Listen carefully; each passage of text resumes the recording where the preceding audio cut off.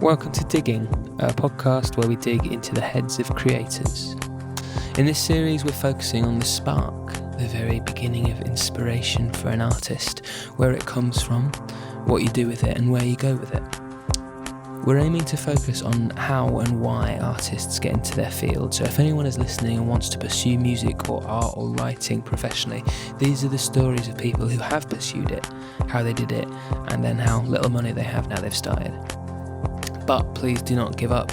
If you are just getting into this, you are our beacons of hope, and we are the wretches of evil clawing from the darkness at the fountain of youth. We aim for this to be as inspirational as possible, despite that previous sentence. In this episode, I'm talking to Rob and James from Leeds-based band Marsicans, a band who it feels strange to call up and coming because of the success that they've achieved so far. They've received support from Radio 1, The Guardian, Dork, BBC Introducing, played Reading and Leeds, received acclaim online from Coldplay, Six Music, Radio X. They've sold out their headline UK tours. They were meant to be going to South by Southwest in Austin, Texas this year, were it not for international circumstances preventing this. They met at school and college and built a keen following in the UK and beyond for their incredibly energetic live shows and powerful blend of massive hooks and infectious indie rock. In this episode, we talk about how they go about their songwriting process and make it so immediately enjoyable both to listen to and to write. And this was a lovely chat. They're lovely lads, and I think you'll be able to tell that straight away. So yeah, here we go. Oh, I forgot. Also, their debut album, Ursa Major, is going to be out on August the 14th of this year, so look out for that one. It's available for pre-order now. Yeah, go buy that one. Help support these boys. #1 worldwide album, I'm predicting, as a result of this sales push. Please help me attain that goal. If anyone is listening to this podcast that we made, if anyone is listening and they might be underage, then please be aware that there are some naughty words. If you don't know them now, you will by the end. My boys, you guys, so the first question I've written is pretty terribly worded because it was a question that popped into my head while I was shopping at Aldi and Asda, and it turns out that your music is great for shopping to as well. That is no detriment to anyone's songwriting or production. It sounds fucking class while I'm in the aisle. It allows for a lot of movement. I find myself moving quite uncontrollably. Well, when you've got to traverse the shelves, that's a very and knocking into people while trying to be socially distant is a little annoying. So I'll be suing you essentially. But I find myself moving uncontrollably when listening to your music. Is movement a big part of your writing?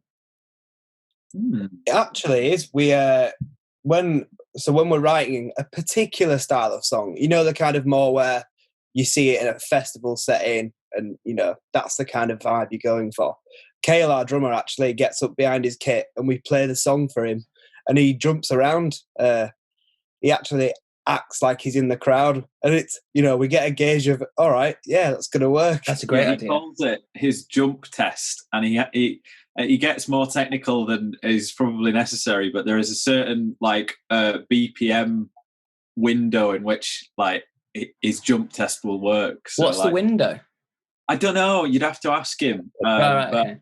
I don't know if it's got an actual numeric, a number to it, or it's just a feeling. It's a vibe. Yeah, definitely. Yeah. Could be a swing. It's good. Yeah.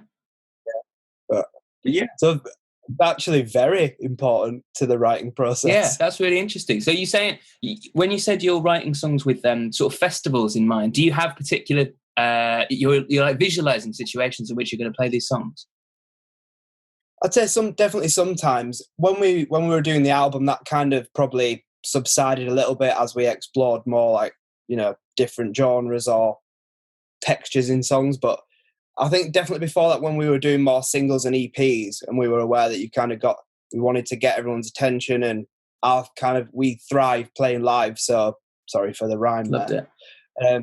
It. Festivals have always been a big thing for us, and we kind of want to be that band where when you're younger and you go to a festival with your friends, that band you just love. We've always kind of wanted to be that band. So festivals and live have always been a big kind of subconscious impact on songwriting for me anyway. Yeah. And us. I feel like it kind of it picks up as well during the writing process for something. Like you might not necessarily have it in mind when you sit down like in your bedroom, because it's quite hard to visualize that when you're kind of in your pants with your acoustic guitar. But once you get it into a rehearsal room and things start getting a little bit more fleshed out, like you start to visualize like, perhaps this would work as a thing that you can throw your arms around your mates to and be all inhibition free. So like once we're down a kind of route, I think like that really starts to inform like where it goes. Yeah, definitely. Development. I think some of the melodies themselves sort of pine for that like stadium level jumping, the jump test, which is I think that's great. But a lot of the melodies themselves do seem to be like you couldn't have some of those melodies as a softer song, because it's just demanding of like an atmosphere and a vibrancy about it. And I was wondering if where the influences come from, especially for some of the arrangements and the songwritings themselves, because it reminded me exactly of being like that, like a teenager at a music festival going to see some of my favorite bands and getting that feeling that's just like there isn't really a word for it, that transcendent feeling of being all together and being as part of this giant moving object of a crowd listening to this sort of music. I was wondering if anything in particular had inspired you guys trying to attain that. I think like specific bands would be hard to pin down, just because like there are so varying musical tastes within the band.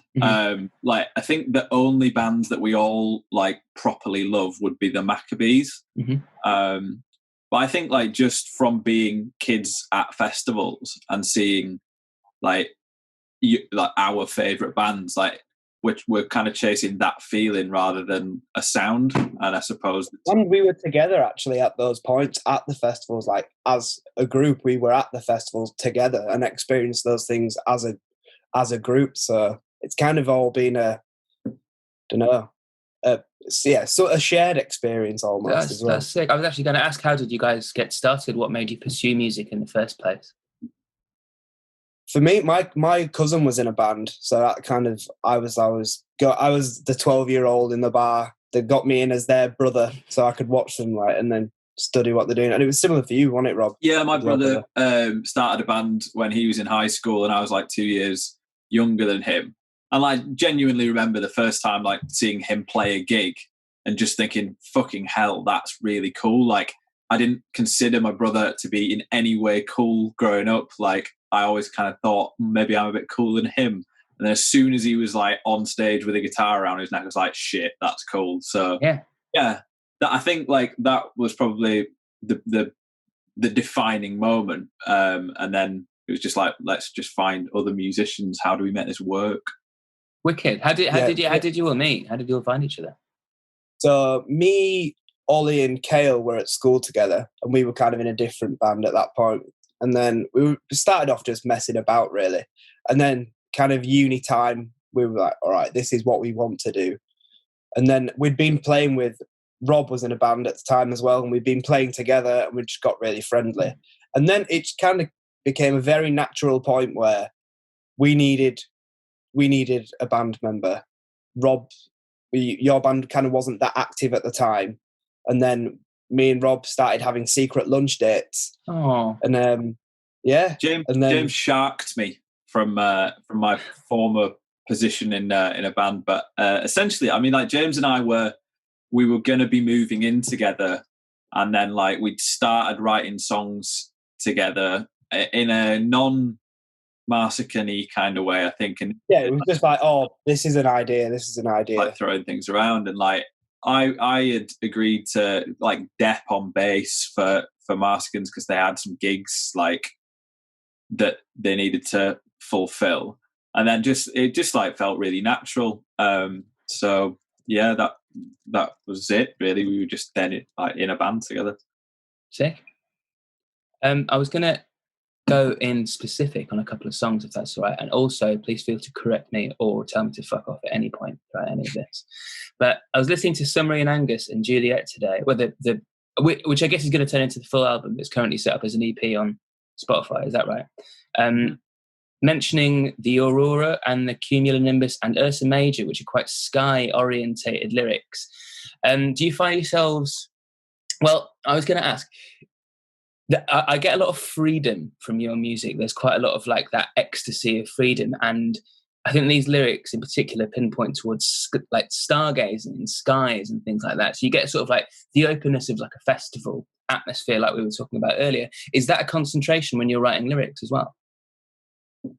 It's never like a conscious thing. I guess it's kind of just things that have always appealed to me, and like I've always been into space, and that kind of just, it blows my mind. And if I ever need to just reset myself, just go outside and look up, and then it's like you're just blown away by just the scale of everything that's just so beyond what you are, and it makes just those little problems that you have just redundant. And I kind of get a bit of peace in that, even though it's, you know, a bit overwhelming as well at the same time. It kind of, the overwhelming nature of it kind of soothes me in a weird way. But we've always tried to link, we've always been quite fans of like EPs or songs that reference back to other points, and kind of it's all within itself like living almost, and you can reference other songs.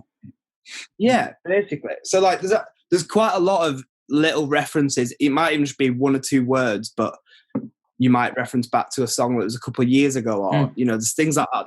And that's it happens a few times in the album as well, like self-referencing things, which I quite like to do. Like the Tarantino, that's what Tarantino does, right? Or even Scorsese, they just like always putting like the same characters in the same universe. That's great. And less work in it, you've already done it. So perfect. Yeah, exactly. Just reference someone else. Get those guys back. Yeah. Genius.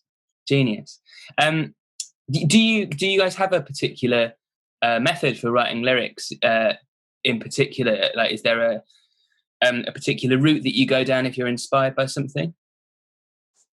For me personally, I tend to kind of start writing more poems than songs when depends which order I'm doing things in. Like often, well, especially for the album, like we would just be in a band in a room scenario, and we'd come up with like something that sounded cool, and like me and James would be scat singing like different melodies and things, like, you know, in a little corner by ourselves, and then would go away and try and appropriate words for those just like sounds. But like if I get a nice idea for a lyric, I tend to just try and write something,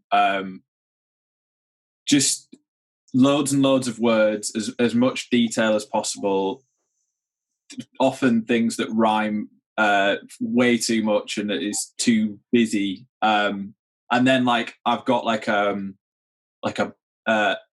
page full of stuff that I can shrink into something that's appropriately a song.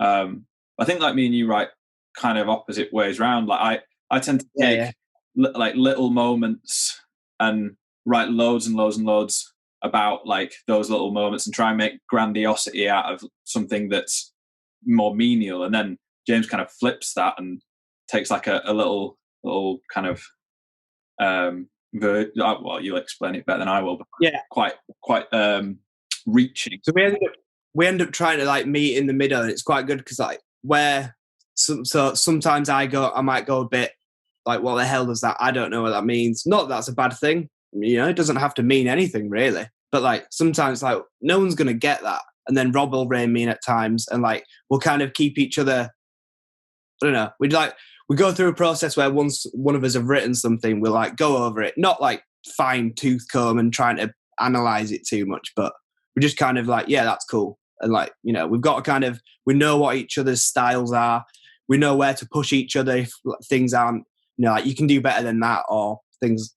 At those moments, we're kind of comfortable enough to ruffle each other's feathers, because you don't always like hearing at first, like, oh, that lyric could be better. But we've always done it because it results in a better song. Yeah, definitely. So. And as soon as you have conflict in that sense, you're always aiming towards something better.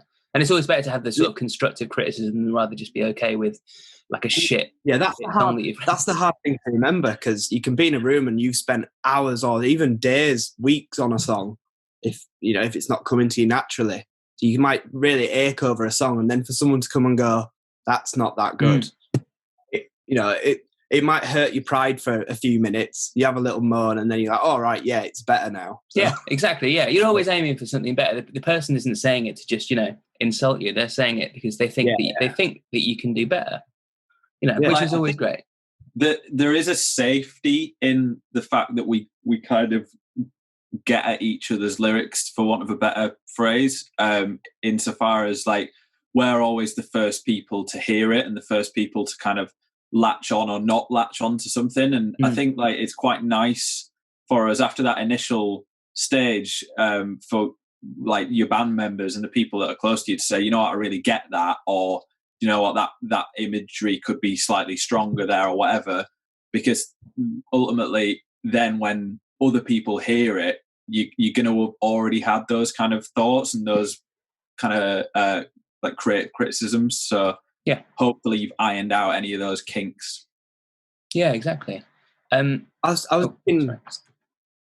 looking through my phone the other day because I was starting a new song, and my notes is literally just full of like one note is 2 lines, that's it, and it goes back years, and some of them I haven't used yet, but I do like to use those, and I've kind of forgotten what I meant when I wrote it down, but then I quite like that because then you just take that 1 or 2 lines that you hopefully still like right, what did I mean, and then just go off on that, and that's kind of like a nice, it's almost like past you has given you loads of templates to start writing songs on. Yeah, exactly. And also if someone is listening to that for the first time, then they're going to be basing that on how you've sort of expanded that from there. So if you've got like a little phrase that you wrote years ago and you're not entirely sure where that phrase came from, you're not sure of the initial point of inspiration, but you're listening to it now and it's meaning something to you now, then surely that shows that lyric was universal, that lyric was pure, and it was like, and there's bursts of creativity are feeding off it, and you're still able to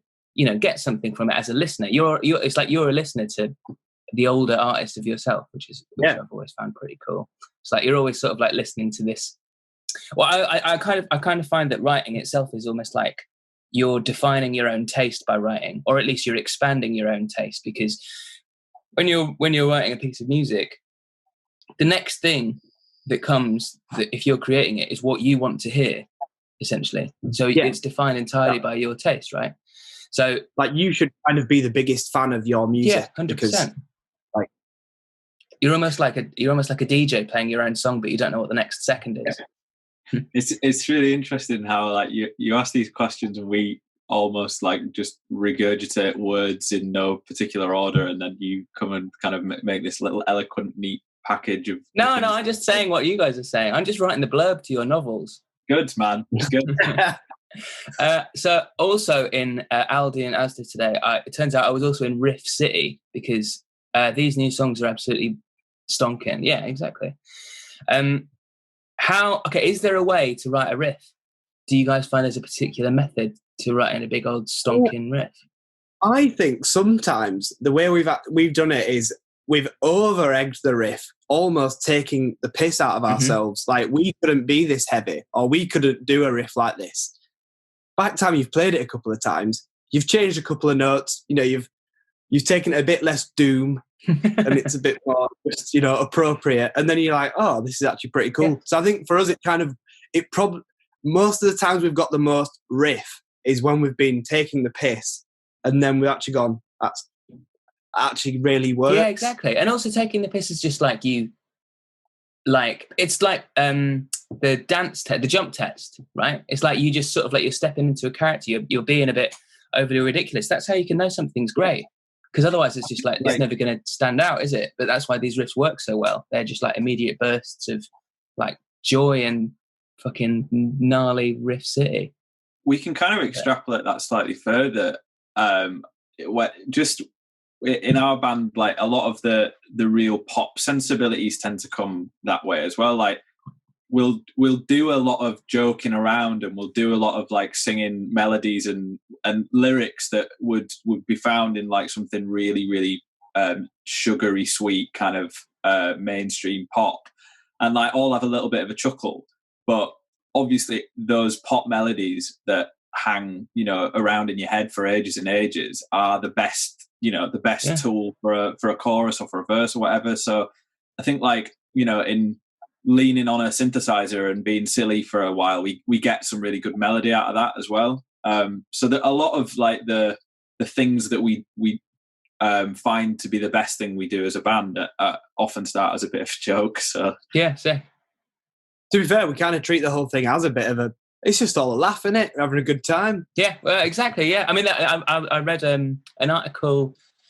I can't remember which magazine it was in, but it was with Phoebe Bridgers. I think it might have been in Rolling Stone, and she said all of her songs are essentially born out of jokes. Her new album is essentially born out of jokes. Her album ends on a metal scream, and she's an emo folk artist, so it just doesn't really make sense. But it's like it works so well. And again, yeah, just started out as a joke. Just all fitted into place. Yeah. The thing that sticks out most to me is actually Throw Ourselves In, which is a bit of an older song of ours. The kind of middle eight / outro was actually written as a joke, because I kind of we had the verse and the chorus, didn't really know where to go with it, so I kind of just joked about with this actual part, like really joking. I remember sending the voice note to them and I'm probably like screaming on it and stuff.